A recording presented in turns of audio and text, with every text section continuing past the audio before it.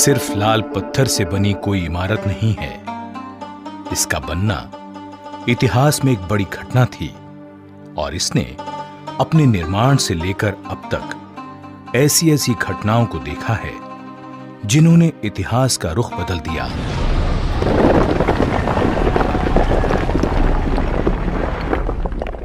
ये है दिल्ली का लाल किला।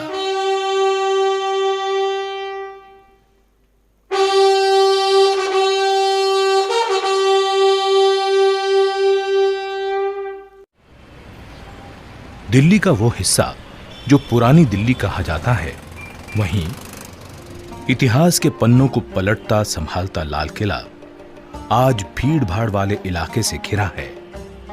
शांत है लेकिन खामोश नहीं।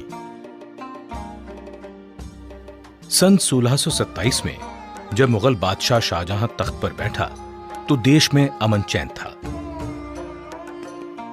बादशाह को बड़ी बड़ी इमारतें बनवाने का शौक था। उसकी राजधानी आगरा में थी, लेकिन आगरा की गर्मी उसे रास नहीं आई। उसने तय किया कि मुगल साम्राज्य की राजधानी अब दिल्ली हो। काफी सोच विचार के बाद तालकटोरा बाग और रायसीना पहाड़ी का चुनाव नए शहर के लिए किया गया, लेकिन बादशाह के दो नामी कारीगर उस्ताद हमीद और उस्ताद अहमद ने यमुना के किनारे खुले मैदान को किले के निर्माण के लिए बिल्कुल सही बताया। सन 1639 में लाल किले की नींव रखी गई। 9 सालों तक कारीगरों, शिल्पकारों और मजदूरों की कड़ी मेहनत के बाद लाल किला बनकर तैयार हुआ। इसी किले के सामने शहर शाहजहानाबाद बसाया गया, जिसे अब दिल्ली कहा जाता है। आलीशान लाल किले के तैयार होने के समय बादशाह काबुल में थे। खबर मिलते ही बादशाह दिल्ली के लिए रवाना हुए। नजूमियों और ज्योतिषियों के निकाले गए मुहूर्त के समय पर बादशाह यमुना के सामने दरियाई दरवाजे से किले में दाखिल हुए। खाई को पार करने के लिए लकड़ी का पुल था। इस मौके पर लाल किले में एक शानदार समारोह हुआ, जिसकी सजावट कमाल की थी। आगरा के किले से दुगने आकार के लाल किले की दीवारें यमुना की ओर 60 फुट ऊंची हैं और सामने की दीवार 110 फुट ऊंची है। इसमें 75 फुट दीवार खंदक की सतह से ऊपर है और बाकी खंदक की सतह तक है। किले के पीछे यानी पूर्व में यमुना नदी किले के साथ बहती थी और 3 तरफ खंदक थी। इनमें रंग बिरंगी मछलियां थीं। खाई के साथ साथ हरे भरे बाग थे, लेकिन ब्रिटिश शासनकाल में ये गायब हो गए। लाल किले और सलीमगढ़ किले को जोड़ता एक पुल है। लाल किले से सटा हुआ सलीमगढ़ का किला है, जिसका निर्माण शेर शाह सूरी के बेटे सलीम शाह सूरी ने सन 1546 में करवाया था। सलीमगढ़ किले का इस्तेमाल शाही कैदखाने के रूप में होता था। लाल किले की प्राचीर का निर्माण औरंगजेब ने करवाया था। किले को आड़ देने के लिए उसने ये दीवार बनवाई, जिसे घूंघट वाली दीवार कहा जाने लगा। शाहजहां ने अपनी कैद के दिनों में से आगरा से औरंगजेब को लिखा था कि दीवार बनवाकर मानो किले की दुल्हन के चेहरे पर तुमने नकाब डाल दी है। किले के दक्षिण में दिल्ली दरवाजा है, जो जामा मस्जिद की तरफ है। बादशाह इसी दरवाजे से नमाज पढ़ने जामा मस्जिद जाया करते थे। सन 1903 में लॉर्ड कर्जन ने इस दरवाजे के दोनों ओर पत्थर के हाथी खड़े करवा दिए।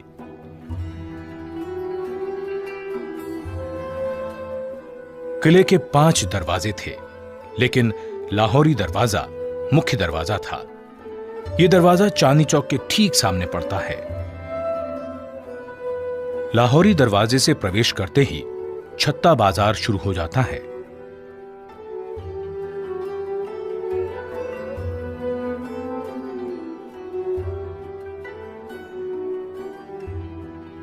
इस छत्ते के दोनों ओर दुकानें हैं और बीचों बीच एक चौक है।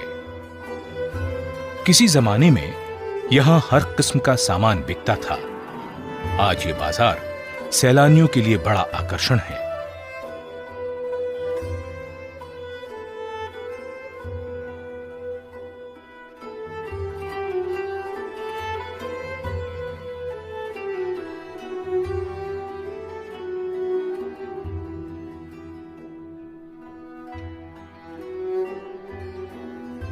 लाहौरी दरवाजे के छत्ते से निकलकर नजर पड़ती है नक्कार खाने की दुमंजिला इमारत पर। बीच में एक चौक था जिसका सरोवर अब मैदान बन चुका है। चौक के इर्द गिर्द मनसबदारों सामंतों के मकान, दफ्तर और बैठकें थीं जो अब धूल में मिल चुके हैं। चौक से जरा आगे बढ़ते ही नक्कार खाने का दरवाजा है जिसे हथिया पोल कहते थे। कुछ कहते हैं इसका यह नाम इसलिए पड़ा क्योंकि दरवाजे के दोनों ओर पत्थर के हाथी खड़े थे। इस दरवाजे से आगे किसी को भी अपनी सवारी में बैठकर जाने की इजाजत नहीं थी, सिर्फ शाही खानदान के सदस्यों को छोड़कर। नक्कार खाने में हर रोज 5 बार नौबत बजती थी। इतवार को सारे दिन नौबत बजती थी। इसके अलावा बादशाह के जन्मदिन पर भी पूरे दिन नौबत बजा करती थी। 2 मंजिला नक्कार खाने का दालान 70 फुट चौड़ा और 46 फुट ऊंचा है, जिसके चारों कोनों पर बुर्जियां हैं। इसी नौबत खाने में मुगल बादशाह जहांदार शाह और फर्रुख सियर को कत्ल किया गया था। नक्कार खाने से सामने नजर जाती है दीवाने आम की ओर। इसने वो शानो शौकत, वो दौर भी देखा जब किले में बादशाह के पहली बार आने पर जो जलसा हुआ, तब यहां चांदी के खंभों पर दल बादल नाम का एक आलीशान शामियाना लगाया गया था, जिसकी कीमत उस समय 1 लाख रुपए थी। इसे बनाने में 7 साल का समय लगा और इसे अहमदाबाद के शाही कारखाने में तैयार करवाया गया था। यहां जगह जगह बेशकीमती कश्मीरी कालीन से सजावट की गई। ऐसी सजावट, ऐसी शान जिसका मुकाबला दुनिया में कहीं नहीं था। ये दीवाने आम का दालान है जिसने मानो इतिहास के इतने उतार चढ़ाव देखे कि चुप्पी से साथ ली।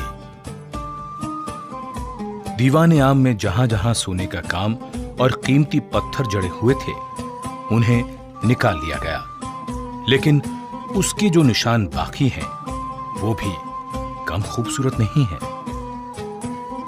3 तरफ से खुले दालान की लंबाई 80 फुट और चौड़ाई 40 फुट है। छत की ऊंचाई 30 फुट है। इस दीवाने आम की खूबसूरती लाल खंभों की कतारों से कई गुना बढ़ जाती है। दालान में 7-7 दरों की 3 कतारें हैं।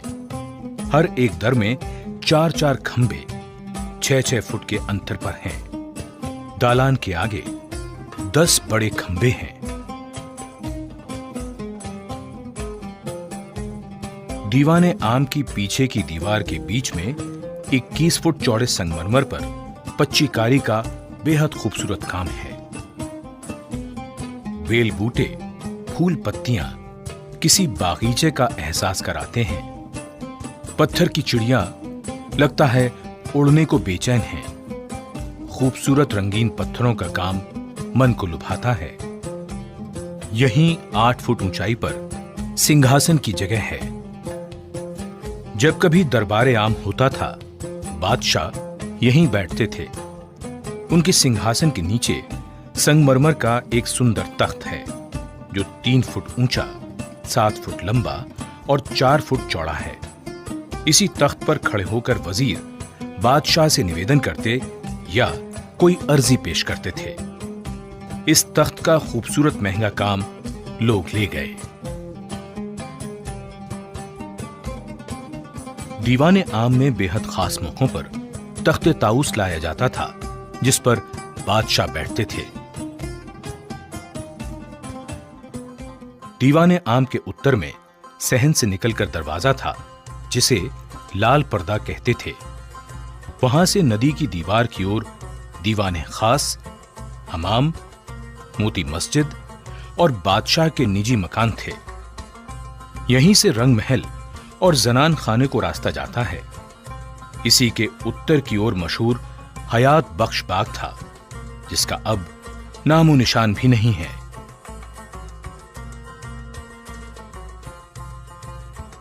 दीवाने खास की शानदार इमारत संगमरमर की बनी हुई है। इसके दालान की लंबाई 90 फुट और चौड़ाई 67 फुट है। इसकी छत चांदी की हुआ करती थी। पूरा दालान संगमरमर का बना हुआ है। चारों कोनों पर बुर्जियां हैं, जिनके कलश सुनहरी हैं।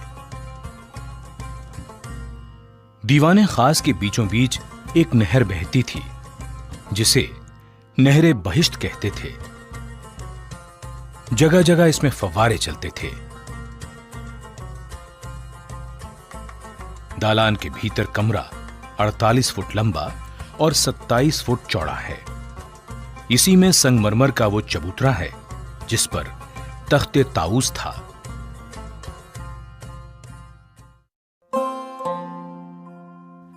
इसी दीवाने खास में लिखा है, अगर फिरदौस पर रुए जमी अस्त, हमी अस्तो हमी अस्तो हमी अस्त। यानी यदि पृथ्वी पर कहीं स्वर्ग है तो वो यही है, यही है, यही है। तख्ते ताऊस हीरे जवाहरात से जड़ा सिंहासन था, जिसमें ठोस सोने के 6 पाए थे। इसमें जवाहरात, मोतियों और नीलम से जड़े 2 मोर थे। तख्ते ताऊस की कीमत का अंदाजा 17वीं सदी में भी करोड़ों रुपयों में लगाया गया था। दीवाने खास वो जगह है जहां मुगल बादशाह मोहम्मद शाह से नादिर शाह मिला।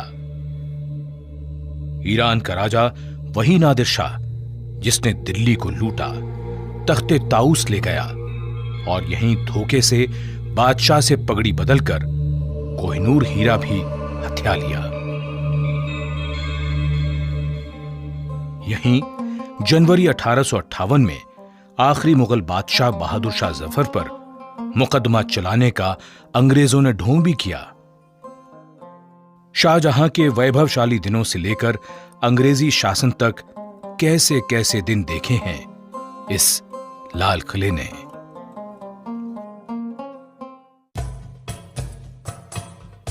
दीवाने खास से उत्तर की ओर शाही हमाम है।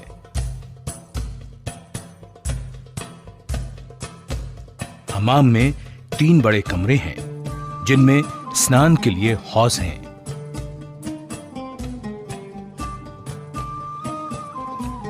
इस हमाम की दीवारें और फर्श को कीमती रंगीन पत्थरों से सजाया गया है।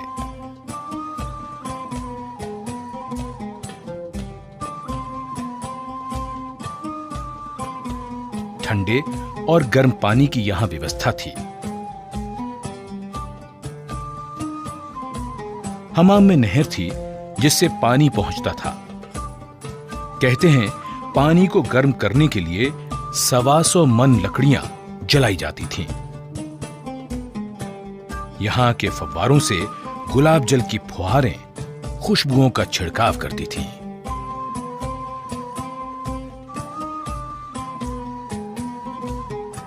हमाम से उत्तर की ओर बहादुर शाह का बनवाया हीरा महल है। इसे 1824 में बनवाया गया था। नहरे बहिश्त जो उत्तर से दक्षिण की ओर है, यहां से गुजरती हुई दीवाने खास की ओर जाती है।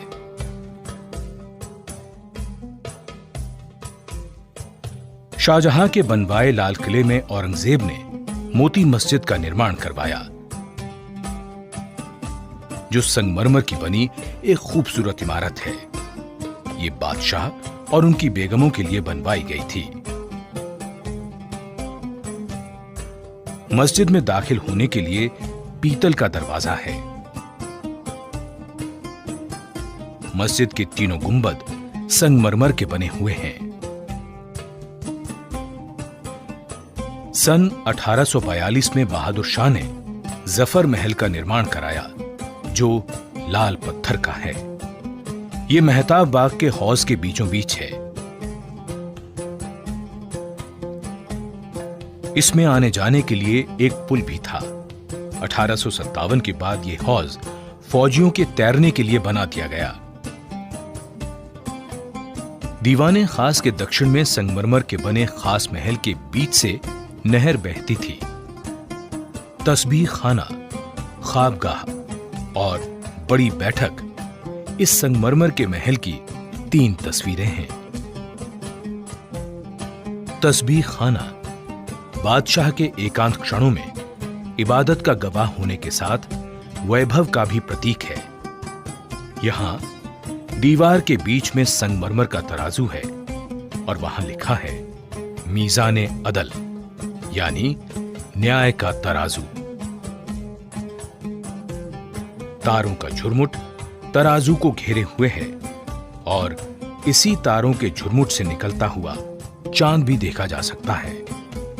पच्चीकारी और खूबसूरत जालियों का शिल्प बरबस ही मन को मोह लेता है।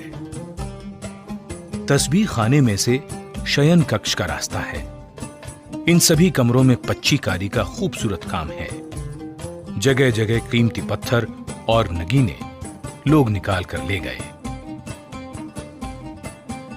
नहरे बहिश्त में बने संगमरमर के हौज में फूल पत्तियां पच्चीकारी की शक्ल में बिखरी पड़ी हैं। इनके बारीक सुराखों से फव्वारे निकलते थे। नहरे बहिश्त यहां से आगे रंगमहल की ओर चली जाती है।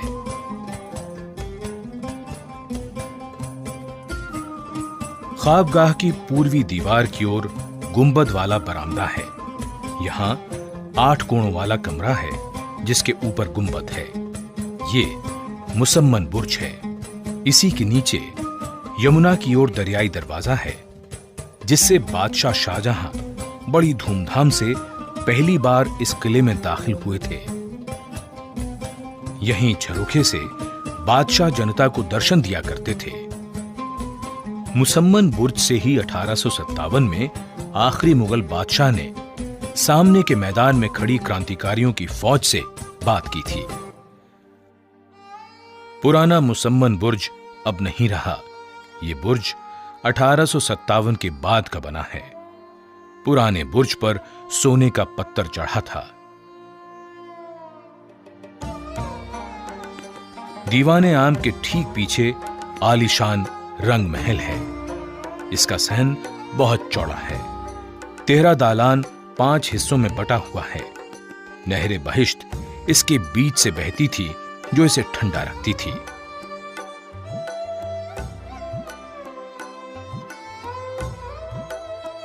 यहां फव्वारे थे।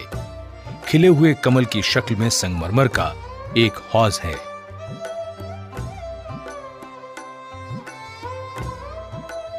इस महल की छत चांदी की थी, जिसे उखाड़कर तांबे की लगा दी गई और बाद में तांबे की भी छत उखाड़कर लकड़ी की सिंदूरी रंग की छत लगा दी गई। मुगलों के ऐशो आराम का रंग महल 1857 के बाद इसे अंग्रेजों ने रसोई घर बना डाला। जिस रंग महल को ठंडा रखने के लिए कितने जतन किए जाते थे, वहीं अंग्रेजों ने आग जला दी।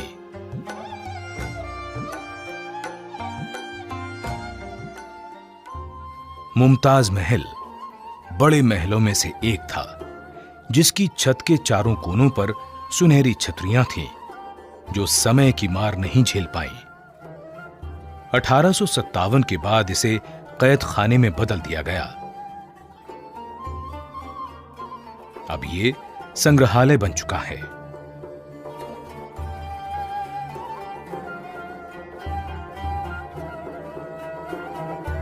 मुमताज महल के आगे दक्षिण में बहुत बड़ा असद बुर्ज है।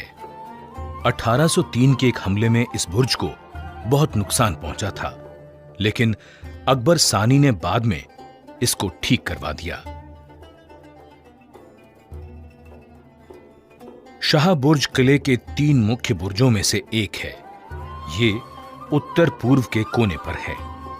पहले ये 3 मंजिला था। गुंबद 1857 की क्रांति में जाता रहा। किले में हर जगह पानी जाने के लिए खिड़कियां इसी बुर्ज में हैं। इसी बुर्ज के पास से नहरे बहिश्त यानी स्वर्ग की नहर निकलती है। नहरे बहिश्त को भरा रखने के लिए किले के बाहर से शाह बुर्ज तक पानी उठाना एक बेहद मुश्किल काम था। यह पानी संगमरमर की चादर से टकराकर हौज में गिरता था और वहां से नहरे बहिश्त में समा जाता था। इधर शाह बुर्ज के कमरों में पानी की कलकल गूंजती रहती थी। हयात बख्श बाग के मैदान में संगमरमर की 2 इमारतें सहेलियों की तरह बतियाती मालूम पड़ती हैं और ऐसा लगता है इनकी बातें जल महल चुपचाप सुनता रहता है। उत्तर की इमारत सावन है तो दक्षिण वाली है भादों। इन दोनों इमारतों की बनावट एक जैसी है और सजावट भी एक जैसी थी। पानी गिरने से इनमें से जो आवाज होती थी वो बारिश जैसी लगती थी।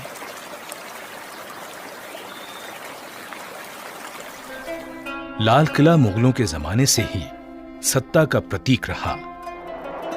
मई 1857 में जब अंग्रेजों के खिलाफ विद्रोह हुआ तब क्रांतिकारियों ने आखिरी मुगल बादशाह बहादुर शाह जफर के नेतृत्व में आजादी के पहले आंदोलन का बिगुल यहीं से बजाया था। 1857 में जब लाल किला अंग्रेजों के कब्जे में आया उसके बाद इसमें बहुत सी तब्दीलियां आईं। किले की कई इमारतों को ढाकर फौजियों के लिए बैरक बनवा दी गईं। लाल किला अब बादशाह का आलीशान महल नहीं रहा, वो अब अंग्रेजी फौज की छावनी बन गया था। फिर 1940 के दशक में नेताजी सुभाष चंद्र बोस ने चलो दिल्ली का नारा दिया और लाल किले पर तिरंगा फहराने का आह्वान किया। इसी लाल किले में आजाद हिंद फौज के अफसरों पर अंग्रेजों की ओर से मुकदमा भी चलाया गया। आजाद हिंद फौज के अफसरों को यहीं कैद करके रखा गया था।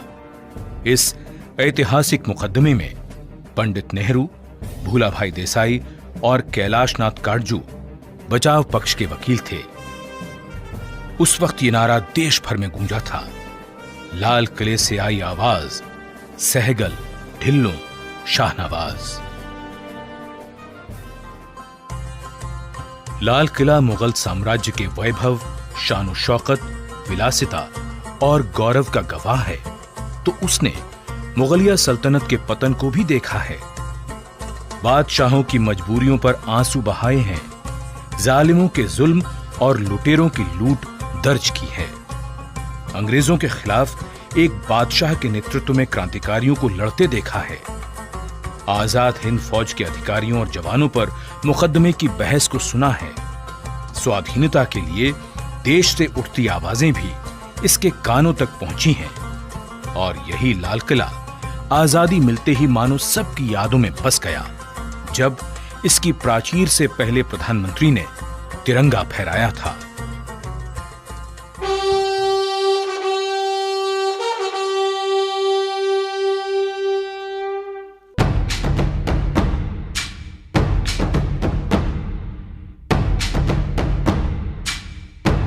वक्त के कितने दौर गुजर गए, लाल किला हर दौर में अपने आप को जैसे ढालता चला गया। इमारतें बनती हैं, मिटती हैं, किले भी आबाद होते हैं, उजड़ जाते हैं, लेकिन लाल किले जैसा कौन बनता है? सिर्फ लाल किला।